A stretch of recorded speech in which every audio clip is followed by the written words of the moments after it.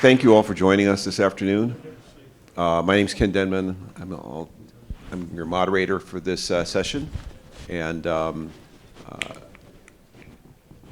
really very happy to have a sort of a varied group of investors up here with us. We're missing one. Hopefully he'll show up. But nevertheless, we're well armed. We have a quorum, so we're going to get started. Why don't we start with letting Raj and Yeek. I'm always nervous with pronunciation. Listen, but let's.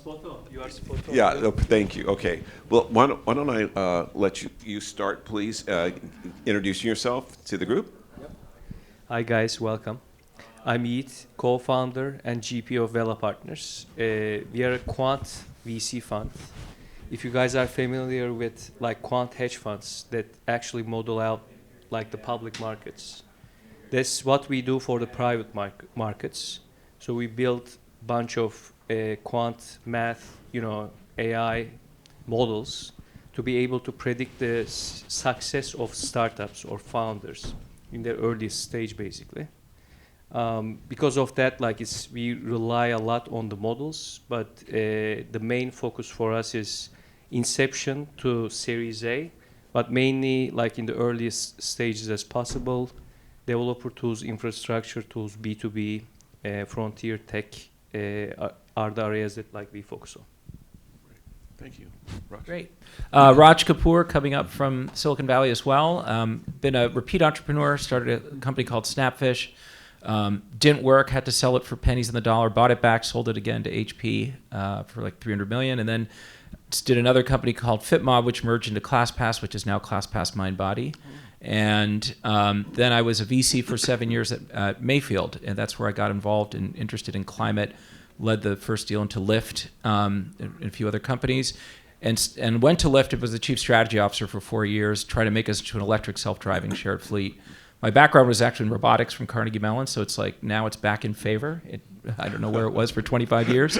And so I started a fund at the end of 2020 after leaving Lyft, and it's called Climactic. And we are a early stage fund, pre-seed, seed, and A, and we focus on climate tech, and very specifically focused around companies that can help the 9,000 businesses who've made a net zero pledge actually do it. And so we look at efficiency, we look at resilience, a lot of overlap with what you do as well. Great. And my name's Ken Denman. I've had a lot of lives, so I'll try to be really brief. Big company career, in telecom, wireless, broadband, etc. The company I thought I was going to run was sold to Comcast, so I headed to Silicon Valley, probably 10 years too late, but that led to a series of 4 companies, the second of which I took public, ran another public company, then went back to my roots and did a startup in an interesting area called facial expression measurement, from which you can infer emotion. We sold that company to Apple. After a 4-year sprint, I had 6 great PhDs from UCSD that were the core of the business. We ended up hiring another 5 as soon as those students did their defense. My profs were their advisors, so I'd go to the celebration, when they did their defense with a job offer in my coat, and we picked up 5. Anyway, we sold that company to Apple. That Face ID thing under the covers was the first thing they used it on, and there's some other stuff. And then from there, I joined Sway Ventures, LP, advisor, venture partner, and about 4 years ago as a GP. I do some public board work. On the side, I'm on the board of Costco, I'm on the board of Motorola Solutions, and I was on the board of VMware before we sold to Broadcom. So again, ne'er-do-well. So I can't really figure out what I'm doing, but I've been able to touch a lot of different things. And that leads to this conversation, which I think is really an important one these days, because just listening to the things that we've heard here, these gentlemen have actually been about looking for those spaces between theses, if you will. I mean, from my perspective, it's a really interesting thing. The question is, do you disrupt current interesting spaces, or are you going to go revolutionize something and really create some significant value? Oftentimes it takes interdisciplinary skill sets and interdisciplinary teams and sort of multifaceted founders. For me, that's always the most interesting things. Can you get sort of a diverse group of talent, skill sets to come together and kill something. So, as I said, I think that the macro, I don't think we can avoid coming into this conversation without acknowledging the macro. On the one hand, we're coming out of a very ugly macro in venture, but we've gotten a stimulant from Gen AI, and that's beginning to touch a whole bunch of things. Gentlemen, I'd love for you to talk a little bit about how you think about this current macro and what Gen AI in particular can do to help founders find interesting spaces between the sort of obvious theses. So I think like from the macroeconomic standpoint in the last 2 years or so, it's been really rough for the founders as well as like VCs as well to raise capital because of how the public markets are. Because at the end of the day, like Ken, you're an LP, like you know it as well. Like LPs actually need to make money to invest in the VCs, and then VCs need to get that capital to invest in the startup. So there's like a trickle effect from the public markets that go into the private markets. So there's some sort of a delay that comes in. So now the public markets have been like, up and going. I think there'll be some trickle effects if the companies go for IPO more, like the LPs that have actually stakes in the VC funds will start making some DPI, like real cash coming in. That's going to reflect back into the VC ecosystem, then reflect back into the startups. But at the end of the day, like, if you are, if someone is building like a great, interesting, company, they are always able to like raise money. So macro has like, I think, a gigantic impact on the startup, ecosystem. What the founders can do is like, I think it's basically like the problem that they are gonna solve is like, really, it really depends on the area that is growing really fast. So having like that focus on specific areas such as like infrastructure, developer tools, robotics, where like the things are rapidly changing is really important. So there's like markets that are like really rapidly growing, and there are markets that are like really big and changing as well. So large markets versus like small and fast growing markets. So identifying those areas of opportunities is very important. What about the scenario where you have a thought, or where a founder has a thought, or a team has a thought, where it's actually non-obvious?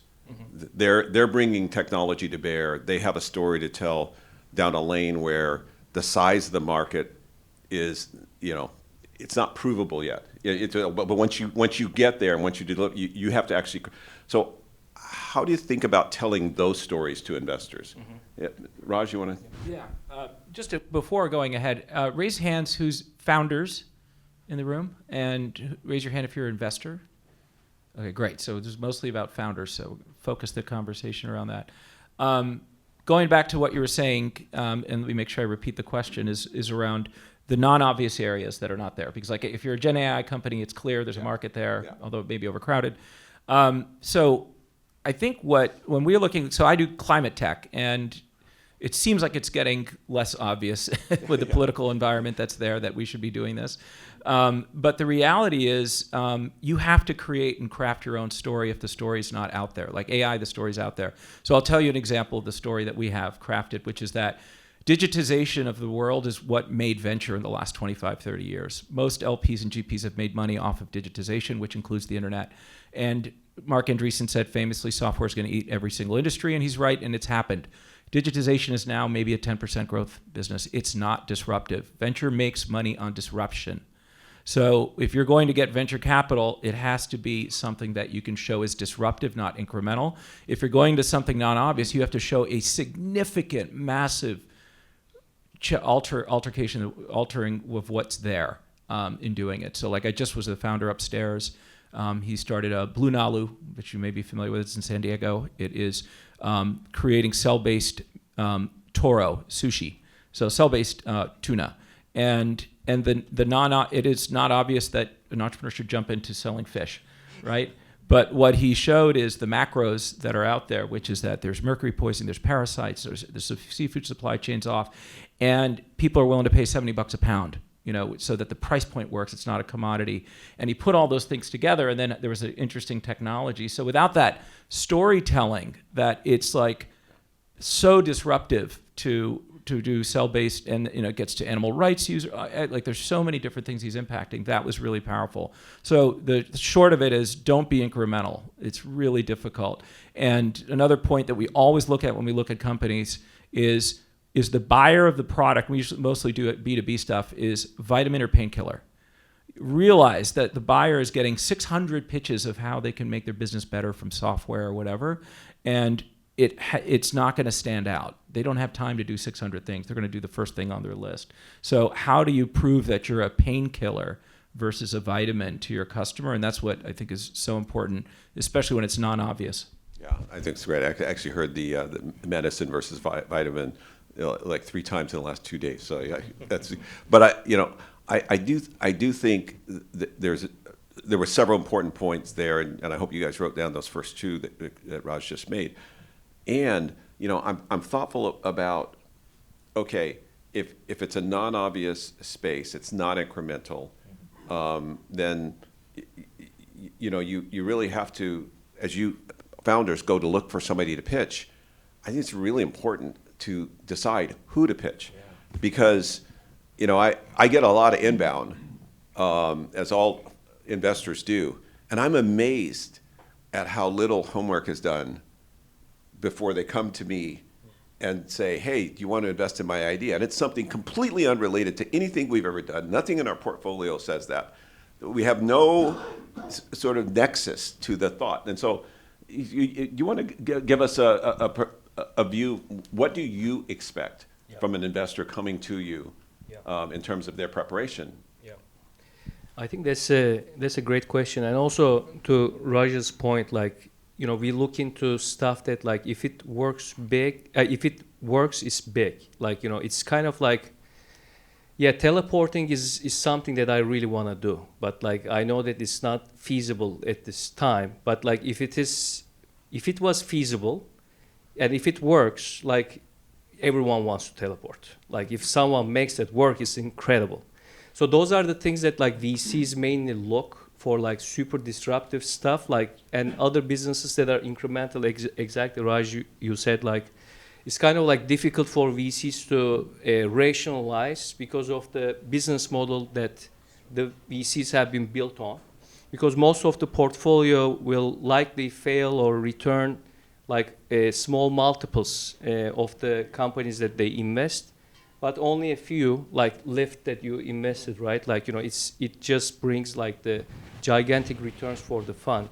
So that's what investors are looking for. And regarding the preparation and how founders could come in and pitch, I think it's about the mainly building the right team first, because investors, at least I'm going to talk about from the inception stage or early stage, maybe the seed stage. Maybe I'll ask a question to understand the audience. How many people are in the inception seed stage, in the audience? Okay, good amount of people, I think. So it's about basically the team that you have built up, and the industry and the expertise that you have. That's mainly at least us and many VCs evaluate to understand is this the right team that is attacking the right problem? Is there a founder idea, founder market fit in that sense? And if you are the right team, then how do you actually approach to the VCs, and what are the validation points in your business? So to your point, Ken, I think it's that personalized touch, getting the introductions when you reach out, it's short and understandable, and talking about the main stuff, why the team is really fit to build that business, basically. So that's sort of how I think.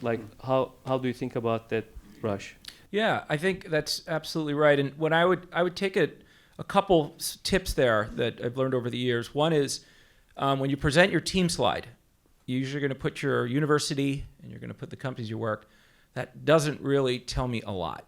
I mean, in a rare instance, like I worked at Google and I did exactly what I'm doing now, great, I should know that. But really, what's the personal story on why there's a founder market fit? There's got to be something personal there. Like, and the question that I ask founders, and I wish they would just tell me up front, is what's your superpower? Because you must have a superpower, and it's not everything. Like, I'm a great seller. I'm really good at marketing. I'm an incredible technical genius. Like, whatever it is, don't be afraid to brag. And something that obviously, when we talk to people, it'll be backed up.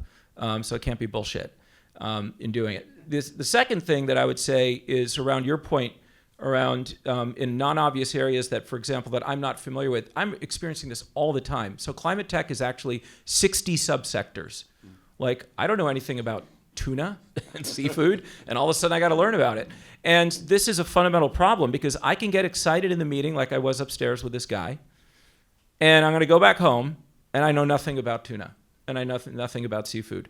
If he does a good job, what he would actually be doing is send me a number of things. Number one, a set of contacts in the industry that are not affiliated with him, because that's biased, not the advisors of the company, that understand this space that I can talk to, that are ready to go. Because that takes me weeks just to figure out who to talk to, and it's someone that I trust. So one is having that. Two is having any sort of research or anything that's done. And again, best is all third party, so that they're doing the homework for me, and especially in a non-obvious industry, because it's hard to find that information. Where we get tripped up, I see so many great opportunities and I'm so excited by it, but then I have to go and speak to customers, and I may not know a whole new customer segment like all the seafood distributors in the world. So if you just let me go do it, it'll take me like a month and a half. And then, by the way, another deal is going to come that I'm familiar with, and I'm just going to jump on that. And it actually could have been the other deal I should have done. But you just did not arm me with the amount of information. And you're doing it once, and you're giving it to the 100 VCs. And that's how many, by the way, you're going to need to talk to is 100. Whereas why should each of them do it each time? It just doesn't make any sense. Several key thoughts there. First of all, efficiency. A warm intro of some kind is always best. The number of cold intros that I take a look at is minuscule. I mean, I just don't really look at them, to be quite honest with you. But it also is about, as Raj was saying, a little adjacency. It may not be directly down the lane, but an adjacency. Climate, as an example, there is some relationship to the tuna opportunity. So there's enough there for you to go, oh, wait a minute, this is interesting. There's a little tidbit here of something I could learn. Yeah. But then you've got to make it easy for Raj to learn. I mean, because he's going to get, as you said, he's going to probably get 5 or 6 or 7 more deals in front of him from the window that you spoke to him to to what happens in the next week. And if he doesn't have some independent data that begins to support the thesis that there's something big here, you're done. And it's probably days, not a week, Yeah. to be quite honest. So I mean, if people think it's like, oh, my deal didn't work because they rejected me. I actually think the number of true rejections are very low. It's just that there's just better things to look at. It's great, but I have something else rised up, and someone I know sent me another deal, and I'm just going to go look at that. So. Yeah, I just want to add that like this exactly like what I feel, as well as like in the models that we build up. It's about like, comparable opportunities that we have like in the pipeline. Like it's all the stuff that most of the time that like I personally hear is like, great opportunities. Like I think they are like real businesses, but most of the time VCs investors are presented with many. It's just like an opportunity cost among like different basically companies that are out there.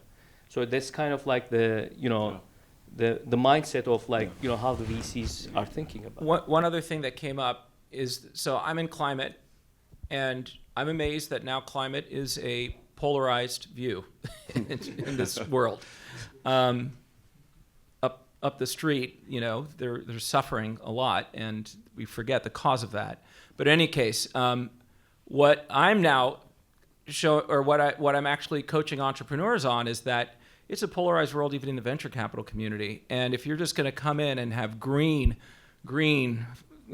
emission savings and that's it, and I want to save the world, it's going to fall on deaf ears. So you may have to have a different pitch. Like we're changing words from clean and green energy to energy dominance. All of a sudden we have all this masculine that we have to deal with in the White House in the next couple days. And, I want to get shit done, so I'm more of a centrist, but so you got to think about the words that are going to appeal to your audience. And really, it's surprising how many things are polarized or how many views. And so understanding your audience and doing a little research is helpful too. It's great. Before I came over here, I was at my barbershop, and I was amazed at how polarized and political the fires were. Within my barbershop in the hood. It was very interesting to your point. So I do think words matter a ton, and you have to be really thoughtful about how you're approaching audiences. I want to go back to the question of, what do you look for first as a VC when you're approached with an idea? The typical threads are story, team, market, etc. I always say if it's a space that I know really well, I want to see the first thing I want to know is a team. Who are you? I need to be convinced that this is a team that can do something great and that's worth my time. Now, on the other hand, I'm guessing that if you're looking at a non-obvious space, maybe the story comes first. But please. Yeah. So it's typically like, we don't take many meetings. Like I spend most of my time and our team like writing code. But like whenever we take a meeting, it's like we are already excited about the idea. Like it's already great. The team already looks great. So it's like when we assess, actually we try to understand like the personal story. Like why are you building it? Because you might have like a lot of opportunities in front of you, but you decided to pick this company. So the origin story, for lack of a better term, yeah. Personal story is number one. It's motivation. Like, why are you gonna build this for the rest of your life? Like, it's a pretty serious commitment. And when you're interacting with, like, founders, basically, people in their field, extremely smart, they have a very good rationale of, why they are building it, because it's an opportunity cost of being in a large company like Google and making lots of cash and not taking risk and stuff. Like they decide to take this like very unconventional, difficult, painful path of like building a company. I really want to understand the rationale behind, because they had to convince their husbands and wives and make sure that like they're on this path for a very long time. So they must have done great research before picking that idea. So that's the thing that like I'm really interested in, and that's the main stuff that I look into. Like it's the people behind. People first. Yeah. Yeah, there's a couple things there. First of all, not all great businesses are venture businesses, and I would bet a lot of the businesses in this room are good, and you should go after it. But venture, like you said before, is a power law, and one of the things that often gets neglected is the size of the market opportunity. And if it's not obvious, it's going to take some machinations from you to really come up with it. And it's rarely right, but it's more about being directionally correct. And it's more about, I want to see how you think. And can you paint like concentric circles, like, the SOM and, SAM that's being used. But really it's about concentric circles on, well, I'm going to do this, and here's my go-to-market, and then I'm going to go, then here this, and then I can go to this, and I can go to this. And we want to, it's got to be multi-billion, for it to make sense for venture. One of the biggest mistakes I see is in a deck, they'll say, and here are all of our acquirers. Oh boy, like if your job is to get acquired, it likely will happen, but if that's where you're shooting for, we're not going to get a return that we want. I don't want to hear from an entrepreneur that is excited about a small acquisition of their company. And a small acquisition to almost any venture firm is even a couple $100 million. It doesn't move the needle unless the venture firm owns like 50% of the company, which is rare. So it's really like paint the largest possible market opportunity, then we have to believe it. In addition to the team, go to market, super critical. How are you going to actually get this out? Who is your ICP? ICP is ideal customer profile. You just don't say, well, I'm selling to enterprises. No. What is it? Who are you not selling to? And then the other piece that's just so important is I tell the founders to come up with like the most incredible frequently asked questions for yourself internally. Because what I'm most impressed is when I ask 1,000 different questions from different angles, that the entrepreneur doesn't necessarily know the answer, but they know how to answer it. So some things are unanswerable, but they're like, well, that's a good question. I've thought about it, and here are the things I would do if I had to get to it. And oftentimes people don't speak this way, but I think it's really helpful to be like, here's an answer to your question, and I'm about 70% confident on this, or I'm 20% confident on it. Because that's what I want to hear in a board meeting, is like, this is the direction we're going to go. I really want your input, because I'm about 30% confident. Or, this is the direction we're going to go, and I'm like 90% confident. That's an inspiring leader that really understands what they're doing. So I'm looking for that. I'm looking for mastery. If I'm asking questions that you're like, oh, that's a good question. Do you know the answer to it? Like, forget it. I'm the dumb one here. Yeah. Great comment. And the other thing I would observe that I've seen around the question of market sizing, and this is particularly challenging when you're innovating, truly innovating, going down a space that hasn't been done before. But nevertheless, I'm going to ask the question: how have you thought about the amount of capital that's needed to go down this lane, and the timing of that capital, and how does that, and if the thought is we're going to get a beachhead here and we're going to expand to these other verticals, or we're going to expand, what I really want to know is, has there been thought process about the amount of capital and the timing of capital to the best? And I think some of the ways that question could be answered, Raj has just riffed on that. But having had real critical thinking around the magnitude, the quantum of capital needed, particularly in a deep tech space, because that implies the ability to raise capital from different groups of people, different kinds of organization. I want to see a team that demonstrates to me that they have that ability. Now, different teams need different, the businesses need different things at different times, and maybe the team can grow. But that's where you test for, do you realize that you're going to have to bring new talent to the team? And as you as the CEO, are you planning for that? Do you have the guts to? Because a lot of CEOs, they have their team, and that's their team. And they go down the road, and they're not willing to address the team and the need to change in order to get to the next level. So I'm stepping out of my role. So no, that's great. I think also one thing that I love to see is the typical slide is here's kind of a timeline of when I need to raise capital to get to break even, and you have milestones that you're hoping to prove: 100 customers, X million revenue. What I really want to see, which is insightful, is what risk are you retiring on each raise? Because a lot of what entrepreneurship is about is failing fast and retiring risk. And as investors, especially early stage investors, we want to retire the biggest risk as fast as we can, as cheap as possible. It's okay if we lose $500,000 with you, if you really went after the toughest risk in doing it. If you just imploded because you had a fight with your co-founder, that's not great. Also, I would want to add, in terms of the assessment, based on bunch of basically quantitative analysis, statistical driven stuff and things, it almost always boils down to the founder characteristics, and it's Raj, you touched on that, it's the mastery. And when you deep dive into the conversations with the founders, typically in the first meeting, why they do what they do, they always go back to the childhood, something that happened in the something exactly. Elon had daddy issues early on. There is some sort of mastery or perseverance that is extremely apparent in outlier people's backgrounds. And outlier people have been always outliers since they were kids and stuff. So sometimes it's a really difficult environment. Sometimes it's a very flourishing, incredible family environments as well. It's kind of in spectrum in that sense.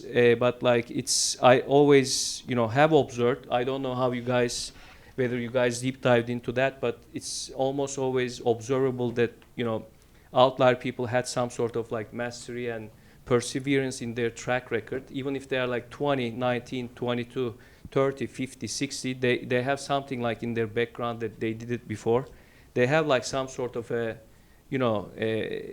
some sort of a self-confidence with a humble, can-do attitude for most of the things. So those are the things that I observe. I feel I'm a psychologist a little bit in the meetings. I ask a bunch of questions and listen.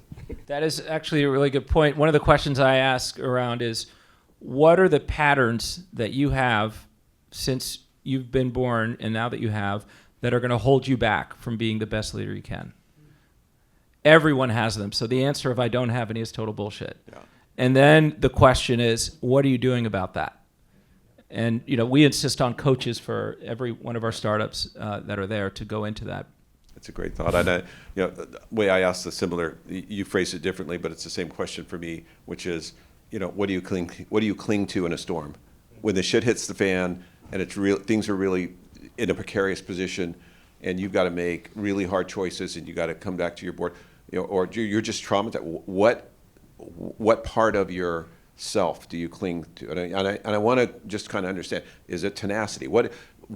Whatever the answer is, it will lead to a robust conversation that will tell you a lot about how this person sees themselves, and then you have to decide whether they're self-aware or not. But nevertheless, it's data that's critically important when you're talking to a founder. I'm interested, gentlemen, in has your methodology changed as we've gone through some of these machinations in the market, politics, whatever, over the last, pick a period, let's say 8 years, 9 years. Has your methodology for evaluating founders and teams, has it changed? I can, for climate, when we first got involved in this at the end of 2020, there was a lot of excitement around carbon markets, and that a lot of businesses were relying on someone's going to pay if I sequester a ton of carbon. And there are prices that were floating around, but it was really a voluntary market, for doing that. And what we found is the political environment, everything has shifted where that market is just decimated. So like anything that is really relying on policy, especially around the price of carbon, is something that initially we were excited about, made a few investments, and now have to totally discount that. And a lot of what's going on in climate is that the IRA was $380 billion of stimulus, a lot of which has actually gone in, and most of which, by the way, is helping red states. But all of that is at risk. And so now trying to dissect companies that can actually make it without the policy that are there, and what can they make it without any sort of assistance on that, which for deep tech is really hard. There's like a valley of death that we found in the last year. In fact, I was called together with this conference for TED, and it was the top investors, and they said we have a huge problem in climate. Between $50 million and $500 million funding, there's this thing called the valley of death, which is you create a product, you have maybe one facility, one manufacturing facility that's there. It's not enough to get debt, because debt is the way you can finance your receipt, your inventory and new factories. And there's just there's no venture out there that wants to create factories 3 through 5. There's just not much that's out there. So how do you deal? So looking at a non-conventional sector, if you're in it, where are the valleys of death that are there? Because it may be easy to raise seed funding, but it's hard to go beyond that. Yeah, great point. I have a hypothesis. It'll be a little harder to validate because it's going to be buried in so many different spaces. But my hypothesis, we're going to see that in AI. Yeah. For sure. Yeah, from our side, like how things evolved has been like with learnings by investing in companies, and some failing and some end up like doing really well, and doing lots of basically quantitative research. Like you guys might have like noticed like what I talk about. I only talk about the founders. Previously, like we were thinking a lot about like markets and all different dimensions. And then, we did bunch of research, and it turns out that like, we are in the business of picking outlier people more than like, the markets or like anything. Like if we just need to follow the best talent, and we just need to find those best talent faster than anyone. And that's what we should just like focus on. We should just like build tech and research and AI to find like people that are outliers before even they decide to start a business. So that's like, what I've noticed, like kind of reducing the problem space into like one dimension, and like really doubling down on that and building techniques and scoring things to be able to compare and contrast, like kind of like, how someone would do like hiring, like in a company, like how do you actually pick the best? And I would also say we're in this time, the other piece that's really uncertain. How many people here, there are businesses involving software? Raise your hand. So it's a lot. It's really hard for us to think about how does your software company compete in 5 years with how fast AI is moving?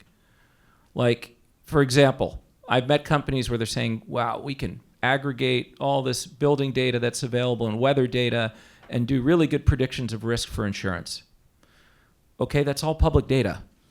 I think GPT 5.0 is probably going to do that in a jiffy in doing that. And so your ability to compete with this huge thing that's happening there is a really big question.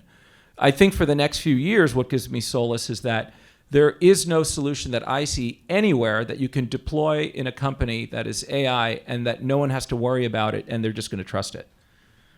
There's absolutely solutions to deploy, but you need, like, the biggest job is going to be the AI QC person that says that's bullshit, that's right, that's wrong. But I also think that's temporary. That's maybe 5 years. You know, that beyond 5 years, like there's a beautiful thing that just came out. Diamandis, if you ever follow his work, and he analyzed the humanoid robots. And humanoid robots are like $250,000 today, going out to $20,000. And they expect 10 billion robots, $38 trillion market. What does it mean when you have a $25,000 humanoid that can basically do anything, and when it learns, the entire network learns right away? How does that impact your business? So these are hard questions, and I don't expect an entrepreneur to have a beautiful treatise on how they're going to be in 5 years. But if you had insight into that around your business, I will really be leaning into it. And you raised a really great point in your comment there, which was access to publicly available data. If I'm talking to a team in the software space and they're telling me we're AI, and every deck I get says they're AI, yeah. My question is, okay, what proprietary data do you have access to, and or what proprietary data do you have proximity to in the hopes of being able to use more uniquely than others?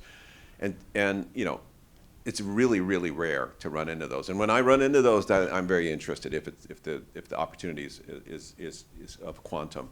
So I think maybe at this point it might be a good time. We'd probably only have five or so. We can probably take at least a couple, 3 questions from the audience. So you were first, so I'll come back to you. Fantastic. Yeah.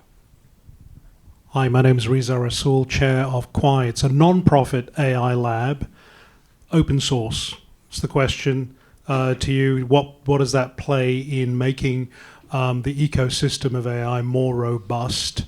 Linux is a great example of how it made an ecosystem more robust. Perhaps you have some opinions. Yeah.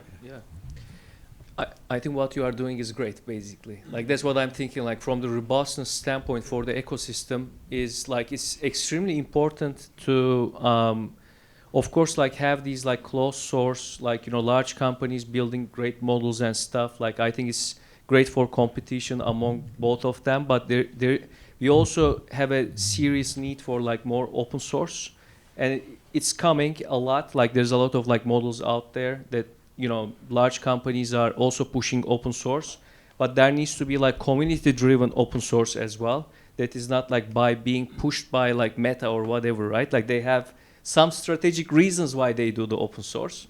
So there needs to be, like, more, a bottoms up, like, community-driven. Exactly, I think what you are probably thinking about. I think it's the ecosystem in that sense, like, needs different variety of solutions. Sometimes people will use, like, OpenAI, Anthropic, Google's solutions and stuff, and sometimes they will use open source. And open source will always have probably a little bit like a catch-up game from the closed source, but I think it's going to be always really fast catch-up game in that sense.